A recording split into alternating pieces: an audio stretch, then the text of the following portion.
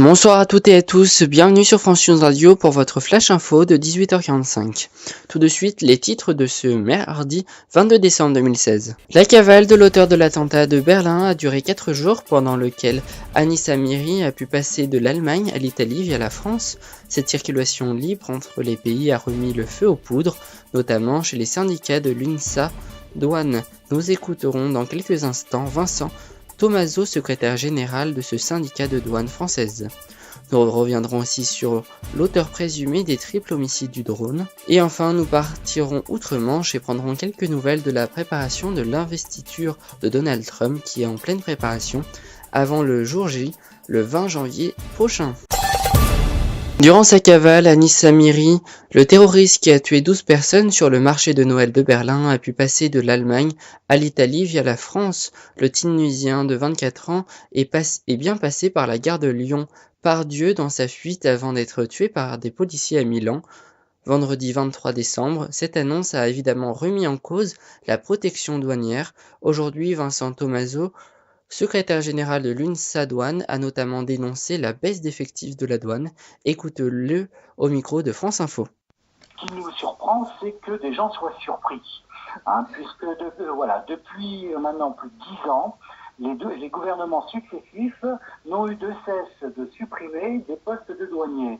On a eu plus de 3000 douaniers supprimés en 10 ans, un douanier par jour, donc il ne faut pas s'étonner d'avoir les conséquences qu'on mesure actuellement. Néanmoins, Vincent Thomazeau ne dit pas que la présence de douane aurait pu tout empêcher. Je cite: une frontière, ce n'est pas un mur, ce n'est pas un espace clos de barbelés. Fin de citation, a rappelé le secrétaire général de l'UNSA Douane. Dans l'actualité des faits divers, depuis plusieurs jours, un triple homicide inquiète les habitants du Drôme. Nous avons appris que le principal suspect avait été mis en hôpital psychiatrique après une altercation dans un bar. Côté santé, l'épidémie de grippe touche maintenant toute la France. Le ministère de la Santé appelle à la vigilance les personnes âgées particulièrement touchées par l'épidémie. Cette année, d'ailleurs, le vaccin contre la grippe est conseillé pour ces personnes les plus vulnérables. Le ministre de la Santé demande aux directeurs des établissements accueillant des personnes âgées de relancer la vaccination chez les résidents et de bien rappeler les recommandations.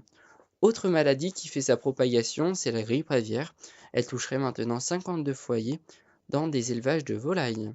Enfin, partons aux USA, où dans un peu plus de 3 semaines, Donald Trump prendra ses fonctions de président lors de l'inauguration Day. Une coutume marquée notamment par la présence de nombreux chanteurs et artistes, mais les vedettes ne se bousculent pas au portillon. En effet, de nombreuses ont refusé les invitations de l'homme d'affaires à la houppette.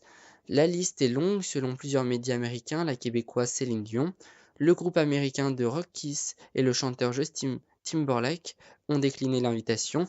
Le britannique Elton John a également démenti les affirmations d'un des membres de l'équipe de transition du président élu annonçant sa présence. Des stars de renom ont pourtant soutenu Donald Trump lors de sa campagne, tel le rappeur Kanye West. Cette cérémonie coutumière des États-Unis risque de tourner à la cérémonie stoïque de Poutine. C'est la fin de ce Flash Info. Je vous retrouve avec grand plaisir vendredi à 18h pour l'émission événement Media News, le palmarès 2016. D'ailleurs, attention, vous n'avez que jusqu'à 20h pour voter. D'ici là, passez une excellente soirée.